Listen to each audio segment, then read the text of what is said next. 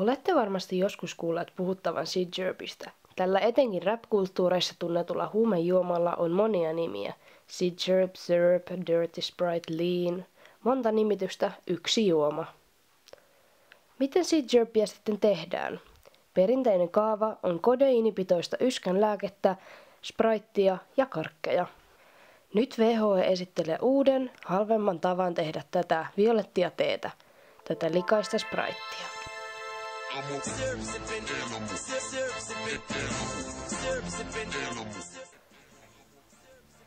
Tehdäksesi Sid-Jerpia VHE:n tapaan tarvitset sinistä ja punaista limsaa. 1. Voit ostaa limsan kaupasta.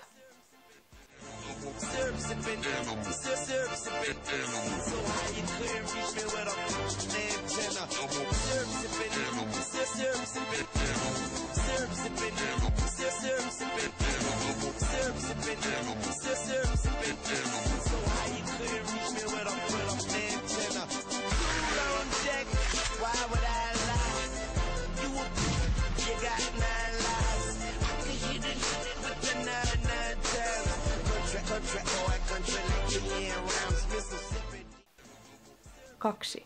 Voit varastaa limsan kaupasta.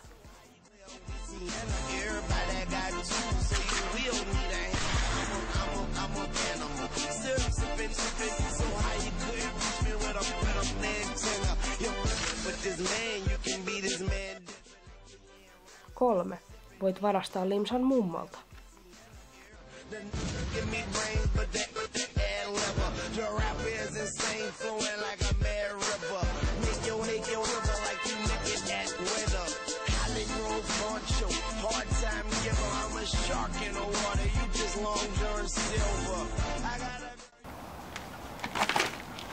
Se tulee nyt. Okei. Pystytäänkö tähän? Kyllä me pystytään. Näin. Se on nyt kova. Okei, N, Y, T, nyt! Anna se pullo tänne. Me otetaan tää pullo.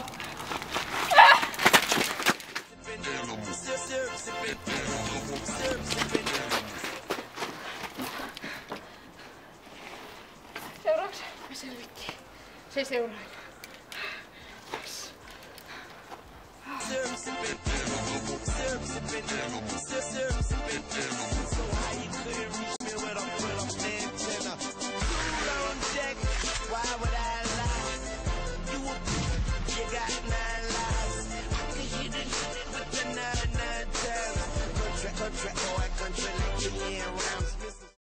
Noniin, eli me ollaan nyt täällä meidän päämäessä. Meillä on nää liisat. Ja sit meillä on täällä pahvimukeja. Ja näin. Me jaetaan nämä pahvimukit. Meitähän on 3. Me jaetaan nämä silleen, että jokaisella on 2 mukia, koska se on perinne. Se on erittäin... Se vaan aina juodaan 2 mukista. Ja sitten me sekoitetaan näitä, jotta me saadaan violettia. Tää on kuinka kätevää ja hyvää.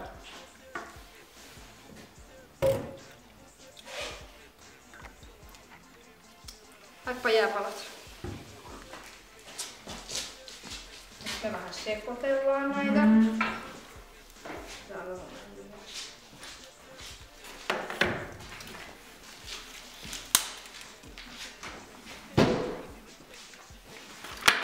sitten me tyylikkäästi me laitetaan jääpalat 2 per muki. Ei haittaa, vaikka vähän menisi pöydälle. Roiskuu. Noniin. Ja sitten tässä meillä on valmis Sid-Jerp. Katsokaa, me todistetaan tää väri teille. Voilà. Ja sitten juodaan. Kippistetäänkö?